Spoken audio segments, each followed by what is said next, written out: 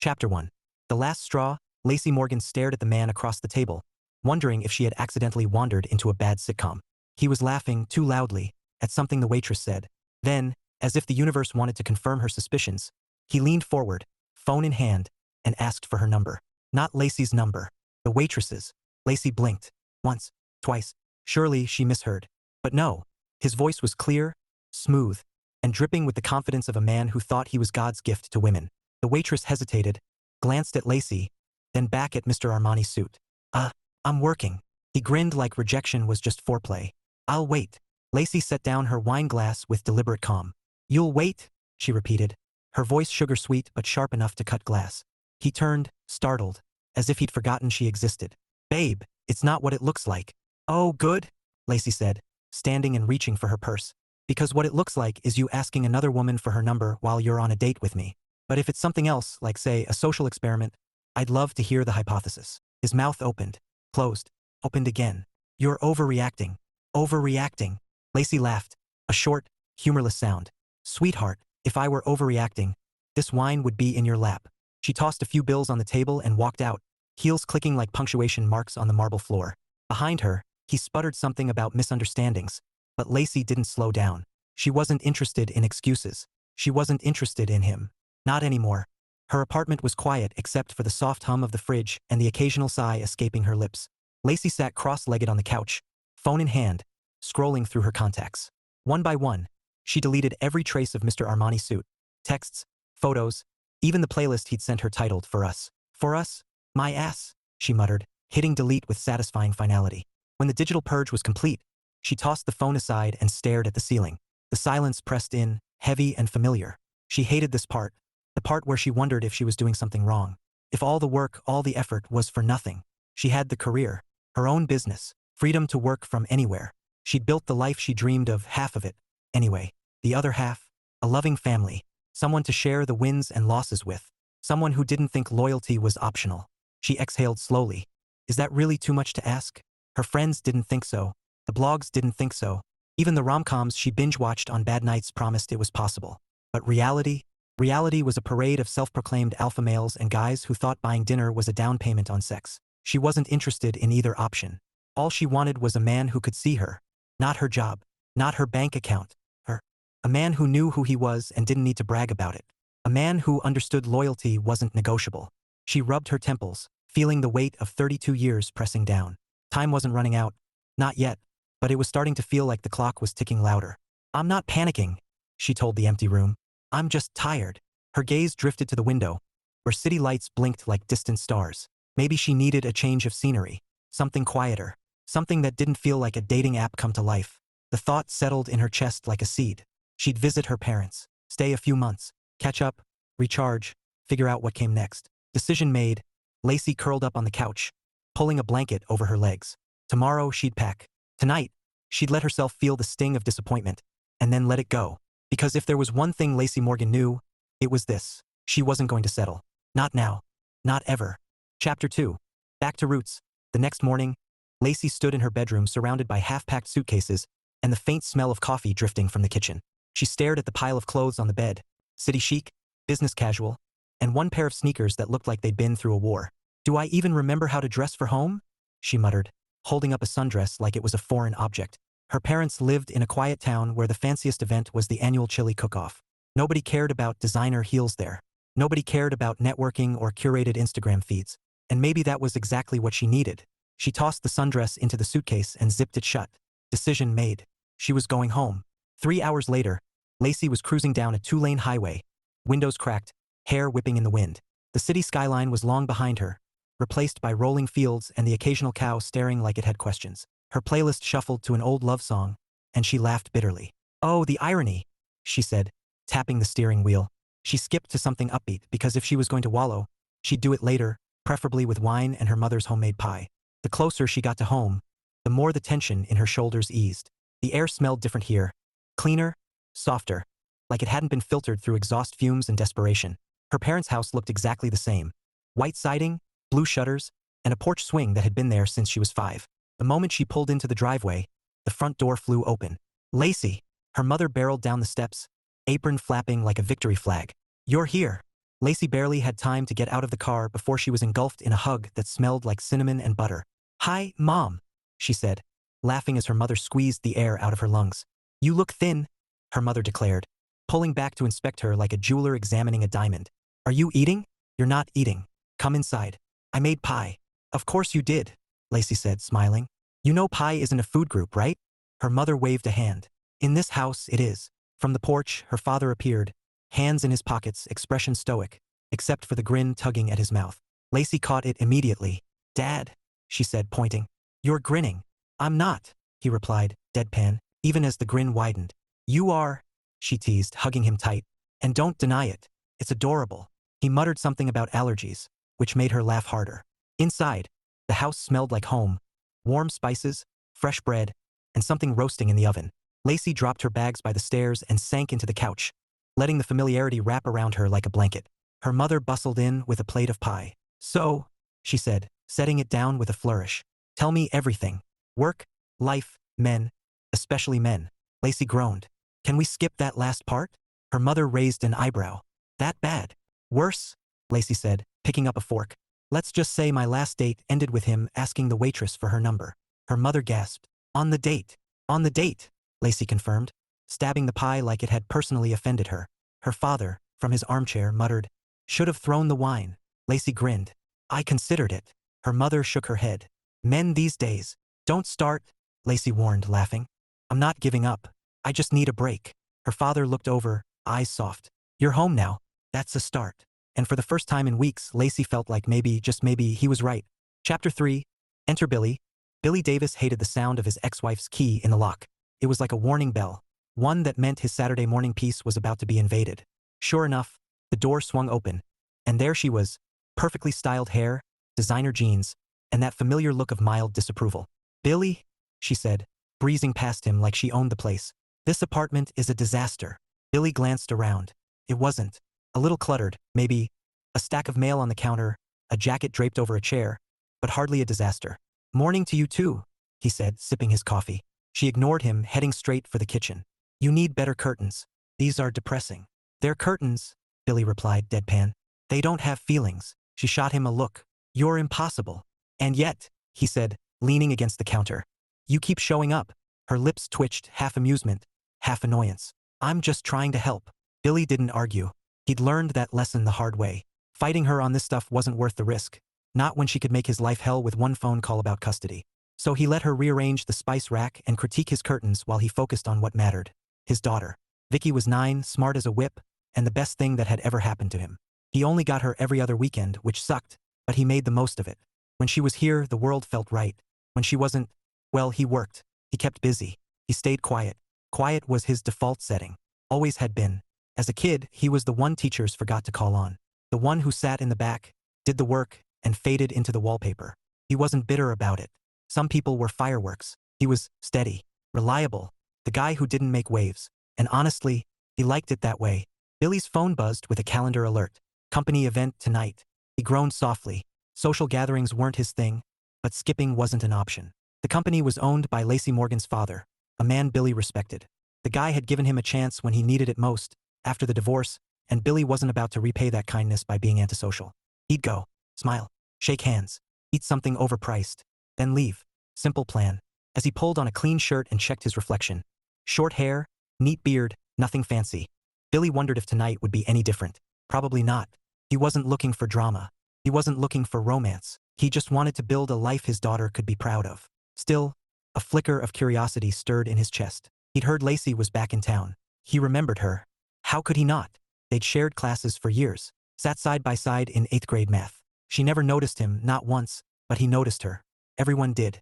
She was bright, ambitious, the kind of girl who seemed destined for more. And she got it. Big career. Big city. Everything she wanted. Billy smiled faintly. If she showed up tonight, she wouldn't recognize him. He was fine with that. He wasn't the guy who needed to be remembered. But maybe, just maybe, he'd have a little fun with it. Chapter 4. The event. The venue was a converted barn, rustic chic, with strings of Edison bulbs casting a warm glow over polished wood floors. Lacy stepped inside, heels clicking softly, and immediately regretted wearing them. Everyone else seemed to have embraced the small-town vibe. Boots, jeans, casual smiles. She looked like she'd wandered in from a corporate gala. "Perfect," she muttered. adjusting her blazer. Nothing says, I'm approachable like overdressing. She scanned the room, spotting familiar faces from childhood. People who'd married young, had kids, and now swapped recipes instead of business cards. Lacy smiled politely as she passed a cluster of women discussing PDA drama. She wasn't here to network. She wasn't here to date. She was here because her father asked, and saying no to him was impossible. Speaking of which, there he was, laughing with a group near the buffet. He caught her eye and waved her over. Lace. Her father's voice boomed like he was announcing a prizefighter. Come meet some folks. She plastered on a smile and threaded through the crowd. Her father introduced her to a few employees, names she promptly forgot, and then gestured to a man standing slightly apart, nursing a glass of water like it was whiskey. Billy Davis, her father said warmly. One of my best guys. Reliable as they come. Billy turned, and for a split second, Lacy felt something strange. A flicker of recognition she couldn't place. He was tall, broad-shouldered, dressed simply in a button-down and jeans. His eyes were steady, calm, like he didn't need to prove a damn thing. Lacy, her father continued. My daughter. Billy's lips curved into a small smile. Nice to meet you, he said, voice low and even. Lacy nodded. You too. She waited for the usual small talk. What do you do? How do you like the town? But Billy didn't offer it. Instead, he tilted his head, studying her like he was amused by something only he understood. You still hate math? He asked casually. Lacy blinked. Excuse me? Math? Billy repeated, sipping his water. You hated it. Always said numbers were out to ruin your life. Her brows knit. How do you know that? He shrugged. You weren't quiet about it. Lacy laughed, a little startled. Wow, okay, that's oddly specific. Billy's smile deepened, just enough to make her wonder if he was teasing her. Specifics kind of my thing. Before she could press further, someone called her father away, leaving Lacy and Billy alone in the soft hum of conversation. So, she said, folding her arms, do you make a habit of psychoanalyzing strangers at company parties? Not strangers, Billy said easily. Just people I know. Lacy tilted her head. We don't know each other, don't we? His tone was light, but his eyes held a spark of mischief. She stared at him, trying to place his face. Nothing. Pretty sure I'd remember. Billy chuckled, low and warm. Maybe. The silence stretched, not awkward but charged, like a game she didn't know the rules to. Finally, Lacy smiled, shaking her head. You're different. Different good or different weird? He asked. Both, she said honestly. Billy grinned, and for the first time that night, Lacy felt her shoulders relax. Maybe this event wasn't going to be a total waste after all. Chapter 5. Sparks and sarcasm. The party had thinned out, leaving clusters of people chatting near the buffet and a few stragglers nursing drinks at the bar. Lacy found herself leaning against a high-top table, watching Billy navigate the room like a man who'd mastered the art of invisibility. He wasn't awkward, just quiet, comfortable in his own skin in a way that made her curious. When he finally wandered back toward her, she smirked. So, Mr. Specific, she said, swirling the last of her wine. Do you always open conversations by reminding women of their academic failures? Billy's mouth curved. Only when it works. She laughed. Bold strategy. Worked, didn't it? His tone was calm, but his eyes glinted with humor. Debatable, she said, arching a brow. You could have gone with something safer. Like, hi, I'm Billy. Nice weather we're having. Too predictable, he replied. Besides, you don't strike me as a small talk person. Lacy tilted her head. And you figured that out how? He shrugged. You walked in here like you were allergic to chit-chat. She blinked, then laughed. Wow, observant and blunt. Dangerous combination. Honest, Billy corrected. Not dangerous. Depends on who you ask, she said, smiling despite herself. Most guys sugarcoat everything. Most guys want something, he said simply. And you don't? She teased. Billy's gaze held hers, steady and unflinching. Not from you. The words landed like a pebble in a still pond, small, but rippling. Lacy wasn't sure if she liked the honesty or if it unnerved her. Maybe both. She cleared her throat, aiming for lightness. So, what's your deal, Billy Davis? You work for my dad. You know random facts about my 8th grade math trauma. What else? He considered her for a beat. I'm divorced. I have a daughter. I like quiet. Lacy blinked. That's refreshingly straightforward. Would you prefer a resume? He asked dryly. She laughed. No, that's fine. Just, most men lead with their highlight reel. Billy's lips twitched. Not much of a reel. Honesty again, she said, shaking her head. You're going to ruin dating for me. Sounds like dating already ruined itself, he said. And the way he said it, calm matter of fact, made her laugh harder than she had in weeks. They talked for another hour about nothing and everything. Childhood memories, favorite books, why small towns were both comforting and suffocating. Billy didn't dominate the conversation, but when he spoke, it mattered. No fluff, no pretense, just truth, wrapped in dry humor that caught Lacy off guard every time. By the time the lights dimmed and the staff started clearing tables, Lacy realized something she hadn't felt in a long time. She wasn't bored. She wasn't irritated. She wasn't silently calculating how fast she could leave. She was intrigued, and maybe a little annoyed that she couldn't figure him out. As she grabbed her coat, Billy offered a simple, "Drive safe." No request for her number. No lingering glance that begged for more. Just 2 words delivered like he meant them. And somehow that felt more intimate than any line she'd heard in years. Chapter 6. The question that changed everything. Saturday afternoon was warm and lazy. The kind of day that begged for iced tea and porch swings. Lacy hadn't planned on running into Billy again so soon, but her father had invited her to a community picnic, and apparently, Billy was part of the setup crew. She spotted him near the grill, sleeves rolled up, flipping burgers like he'd been born for it. Beside him stood a little girl with a ponytail and a grin that could melt steel. "That's Vicky," her father whispered, as if sharing a secret. "Billy's daughter." Lacy smiled. "Cute kid." She wandered over, balancing a paper plate, and before she could say hello, Vicky piped up with the kind of confidence only 9-year-olds possess. "Are you good at math?" Vicky asked, eyes wide. Lacy blinked. Define good." Vicky giggled. "Daddy says math is easy if you think of it like baking." Lacy tilted her head. "Baking?" Billy glanced up, amused. "Ratios, fractions, same principles." "Oh," Lacy said, laughing. "That's actually clever." Vicky nodded solemnly. "He says if you can double a cookie recipe, you can do algebra." Billy smirked. "Works every time." And then he said it, the analogy. The one that made Lacy freeze mid-bite. "Think of variables like ingredients," Billy told Vicky. "You just have to figure out how much sugar X needs to make the cake taste right." Lacy's fork hovered in the air. That phrase. That exact phrase. She knew it like she knew her own name. She swallowed hard. "Where did you learn that?" Billy shrugged. "8th grade. Mr. Henson's class." Lacy stared at him, the world tilting slightly. "Mr. Henson, 8th grade math?" "Yeah," Billy said casually, flipping another burger. "We sat next to each other all year." The words hit like a thunderclap. Lacy blinked, trying to process. "Wait, what?" Billy chuckled, low and warm. "You really don't remember?" She shook her head, flustered. "No, that's impossible." "Not impossible," he said, eyes glinting with amusement. "Just inconvenient for my ego." Lacy gaped at him. "We sat next to each other for a year?" "Whole year," Billy confirmed. "You doodled hearts on your notebook. About some guy named..." He paused, lips twitching. "Should I say?" Her stomach dropped. "You saw that." "Hard to miss," he said, grinning now. "You were very artistic." Lacy felt her face go pale. Nobody knew about that doodle. Not her friends. Not anyone. She wanted to sink into the grass and disappear. Billy, of course, looked utterly unbothered. "Relax," he said lightly. "It was 8th grade. I'm not holding it against you." Lacy managed to laugh thin, shaky. "I need a drink."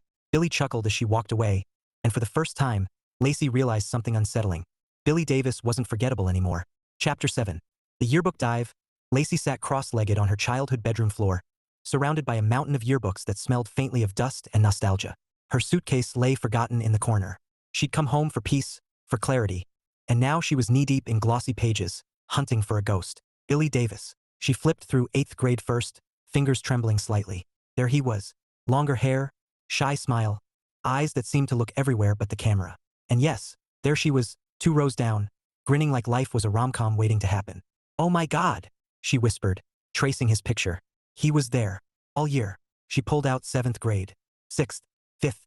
Each time, the same quiet boy appeared like a watermark in her memories. Always present. Never noticed. How had she missed him?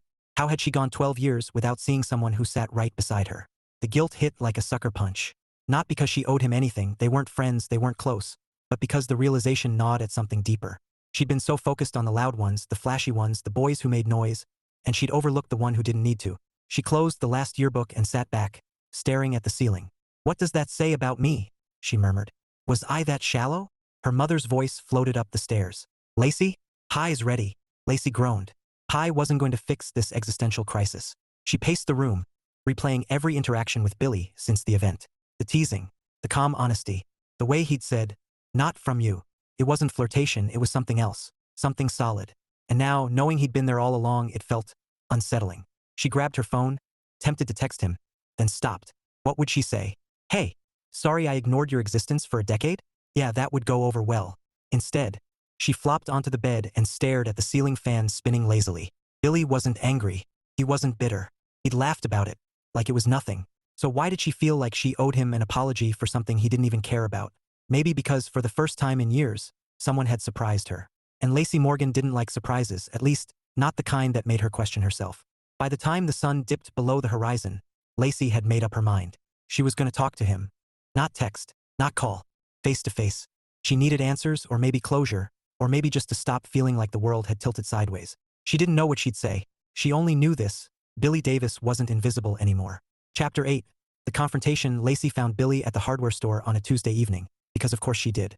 Her father had mentioned Billy was picking up supplies for a project, and Lacy, armed with determination and a mild sense of indignation, decided this was her moment. She spotted him in aisle 7, comparing paintbrushes like they were rare artifacts. He looked up when she approached, calm as ever, like he'd expected her. "Lacy," he said, voice even. "Need a hammer?" "Not unless I'm using it on you," she shot back, planting herself in front of his cart. Billy's brows lifted, amused. "That bad? That bad?" she confirmed, crossing her arms. "You knew me, for years, and you didn't say a word." Billy leaned on the cart handle, expression unreadable except for the faint curve of his mouth. "You didn't know me either." "That's different," Lacy argued. "I didn't know you existed." "Exactly," he said lightly. "So why would I bring it up? Hey, remember ignoring me for a decade? Sounds pathetic." Lacy opened her mouth, closed it, then opened it again. "You could have said something. Anything." "Like what?" Billy asked, tone dry. "Hi, I'm Billy. You sat next to me in math while doodling hearts around some guy's name. That's a strong opener." Her cheeks flamed. "You weren't supposed to see that." "I had eyes," he said, deadpan. "Hard to miss." Lacy groaned, covering her face. "I can't believe this." Billy chuckled, low and warm. "Relax. It was 8th grade. I'm not holding it against you." "That's not the point," she said, dropping her hands. You let me think you were a stranger." "You seemed comfortable with that," he replied simply. "Didn't want to ruin your vibe." "My vibe?" Lacy stared at him. "You think I have a vibe?" "Everyone has a vibe," Billy said, picking up a paintbrush and examining it like this conversation wasn't unraveling her sanity. "Yours is intense." "Intense?" she repeated, half offended, half curious. "In a good way," he added, glancing at her. "You fill a room. Always did." The words landed like a soft punch, knocking the wind out of her irritation. She blinked, thrown off balance. "You noticed that?" Billy shrugged. Hard not to. For a moment, silence stretched between them, charged, but not uncomfortable. Lacy felt her anger deflate, replaced by something she couldn't name. Curiosity, maybe, or the unsettling realization that Billy Davis wasn't playing games. He never had. She exhaled slowly. "You're impossible." "And yet," Billy said, lips twitching, "you tracked me down in aisle 7. Lacy laughed despite herself, shaking her head. "I hate you."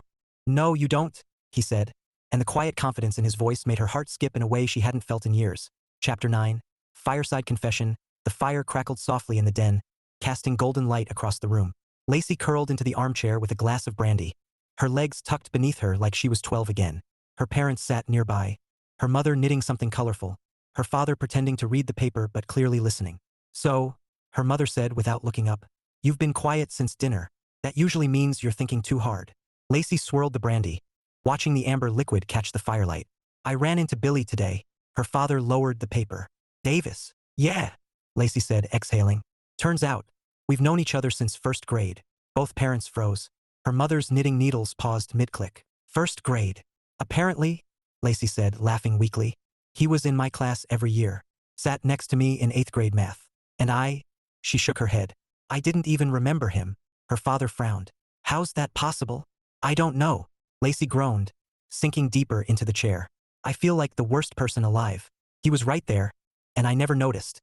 Her mother set down the knitting. "Did he seem upset?" "No," Lacy admitted.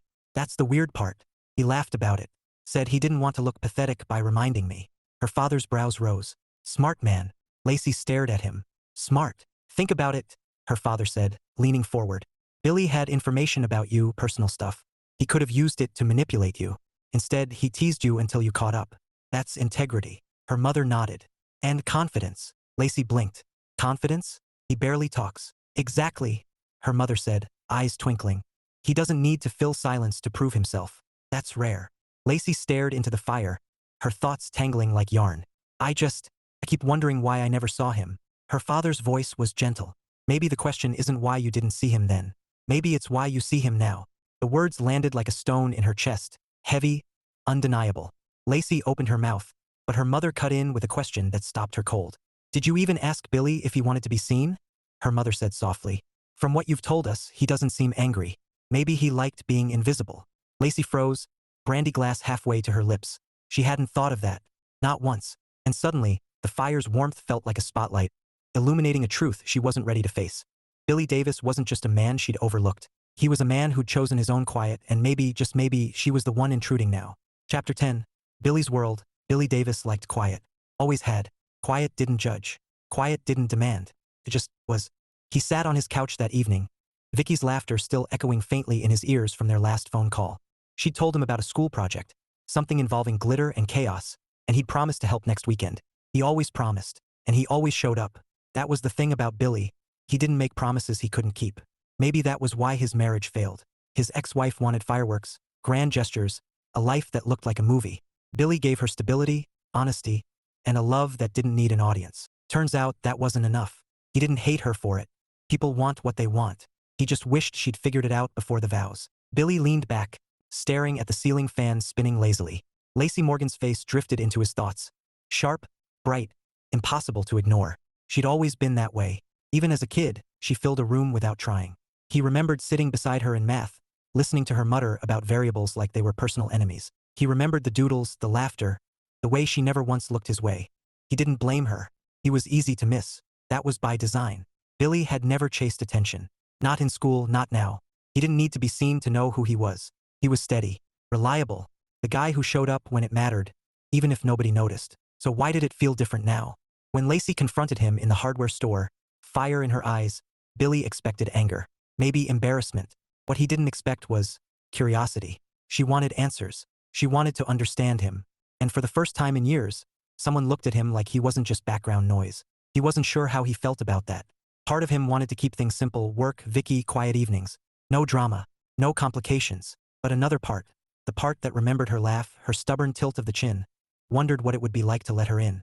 Billy exhaled slowly, rubbing the back of his neck. He wasn't a man who rushed. He wasn't a man who played games. If he did this, if he let Lacy Morgan into his world, it would be real. No half measures. No pretending. And maybe, just maybe, he was ready for that. Chapter 11. The risk. Billy wasn't impulsive. He didn't do grand gestures. But when he texted Lacy that morning, "Want to help me with something?" it felt like stepping off a ledge. Her reply came fast. "Depends. Does it involve math?" Billy smirked. "No math. Just cookies." Lacy arrived at his apartment 2 hours later, hair pulled into a loose ponytail, wearing jeans and a soft sweater that made her look different, less polished, more real. "Cookies?" she asked, stepping inside and glancing around. The place was neat, simple, like Billy himself. "This is your idea of a date?" "Not a date," Billy said calmly, closing the door. "Vicky has a school project. Baking. Thought you might want to help." Lacy blinked. "You invited me to bake cookies with your daughter?" "Seemed safer than a hardware store," he said, lips twitching. She laughed, shaking her head. "You're something else." Vicky was thrilled. She greeted Lacy like they were old friends and immediately launched into instructions that sounded suspiciously like orders. Lacy obeyed, laughing as flour dusted her sweater and chocolate chips rolled across the counter. Billy watched from the sidelines, leaning against the doorway, arms crossed. He didn't say much, just observed, quiet and steady. But every so often, his gaze softened when Lacy laughed. She filled the room just like she always had. And for the first time, Billy didn't mind the noise. "Your dad's bossy," Lacy teased Vicky as they shaped dough. Vicky grinned.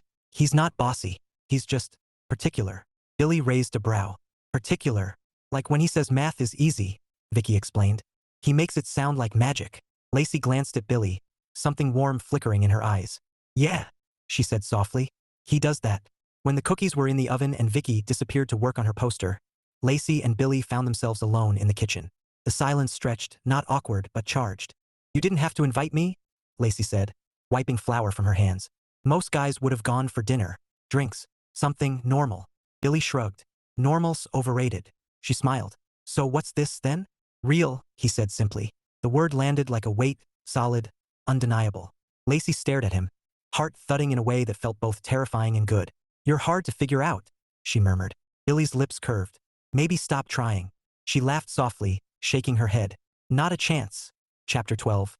When you finally see me, the cookies were gone. The kitchen was clean. Vicky was curled up on the couch with a book, humming softly. And Lacy was standing by the window, staring out at the quiet street like it held answers she couldn't find. Billy joined her, his step slow, deliberate. He didn't speak right away. He never rushed words. When he finally did, his voice was low, steady. You look like you're thinking too hard. Lacy smiled faintly. That's becoming a theme. Billy leaned against the wall, arms crossed. Want to talk about it? She hesitated, then turned to face him. You know what's funny? I came back here to get away from men who play games. And then I meet you. Billy's brow lifted. I'm not playing. I know, she said softly. That's the problem. He studied her, calm as ever. Problem? You make it hard to breathe, she admitted, the words tumbling out before she could stop them. Not because you're flashy or charming or any of that crap, because you're real. And I don't know what to do with that. Billy didn't move, didn't flinch. His gaze held hers, steady and unyielding. You don't have to do anything. That's not true, Lacy whispered. Because if I walk away now, I'll regret it. And if I stay, she shook her head, laughing softly. I don't even know what staying looks like. Billy pushed off the wall, closing the space between them with quiet certainty. When he stopped, he was close enough for her to feel the warmth of him, the calm that radiated like gravity. Staying looks like honesty, he said. No games, no pretending, just us. Lacy's breath caught. Us. If you want that, Billy said simply. She stared at him, heart pounding, every defense she'd built over the years crumbling like sugar under heat. You're not what I expected. Billy's lips curved, slow and sure. Good. And then, finally, she kissed him. It wasn't fireworks. It wasn't chaos. It was steady, certain, like finding something you didn't know you'd lost. When they broke apart, Lacy laughed softly against his chest. You waited 12 years for this? She teased. Billy's hand brushed her hair back, his voice warm with quiet humor. Worth it. Epilogue. A different kind of ending. 3 months later, Lacy stood on the porch of her parents' house, watching Vicky chase fireflies across the yard. Billy was leaning against the railing beside her, arms crossed, that same calm presence she'd come to crave. Life hadn't turned into a rom-com montage. There were no grand declarations in the rain, no whirlwind proposals, just quiet moments that felt solid, like bricks laid one by one, building something real. Lacy had moved back to town temporarily, splitting her time between her business and weekends that smelled like cookies and sounded like laughter. She still wasn't sure what the future looked like, but for the first time in years, she wasn't panicking about it. Billy glanced at her, lips twitching. You're thinking too hard again. She smiled. Old habit. Break it, he said simply. She laughed softly. You make everything sound easy. Not everything, he said, eyes warm. Just the things that matter. Vicky ran up then, breathless and grinning, holding a jar of glowing fireflies. Look, they're magic. Billy crouched to admire her catch, and Lacy felt something shift inside her. A quiet certainty that this, right here, was what she'd been looking for all along. Not fireworks, not chaos, just magic in the simplest things. Her phone buzzed in her pocket, a reminder of the life she'd built, the career she loved. She silenced it without looking. Tonight wasn't about work. Tonight was about this porch, this man, this little girl who had somehow become part of her heart. Billy stood, meeting her gaze. You okay? Lacy nodded, smiling. Better than okay. He reached for her hand, fingers warm and steady, and for the first time in years, Lacy Morgan didn't feel like she was running out of time. She felt like she'd finally arrived.